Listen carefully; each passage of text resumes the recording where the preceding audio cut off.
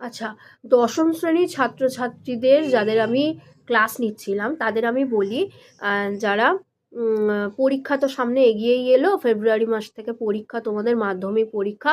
সকলকে অনেক অনেক শুভেচ্ছা জানাই মাধ্যমিক পরীক্ষার জন্য। টেস্ট পরীক্ষা তো তোমাদের হয়েই গেল, কিন্তু টেস্ট পরীক্ষার কোয়েশ্চেন খুব ভালো এসেছিল। আশা করছি তোমরা ভালো পরীক্ষা দিয়েছো প্রত্যেকে।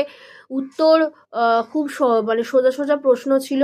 আমি উত্তর পরে আলোচনা করে দেবো প্রশ্নগুলোর, কিন্তু আজকে তোমাদের নদীর বিদ্রোহ, মানিক বন্দ্যোপাধ্যায়ের নদীর বিদ্রোহ আমি আলোচনা করছি। দেখো, মানিক বন্দ্যোপাধ্যায়ের নদীর যে বিদ্রোহ গল্প আছে সেটা কিন্তু খুব ইম্পর্ট্যান্ট একটা গল্প। মানিক বন্দ্যোপাধ্যায়ের সরীসৃপ বলে একটা গল্প গ্রন্থ আছে, যেটা 1939 সালে প্রকাশ পেয়েছিল, যার অন্তর্গত গল্পের নাম হলো নদীর বিদ্রোহ। তো আমি পড়াতে পড়াতে এগিয়ে যাব। দেখো, 4:45 প্যাসেঞ্জার ট্রেনটিকে রওনা করাইয়া দিয়া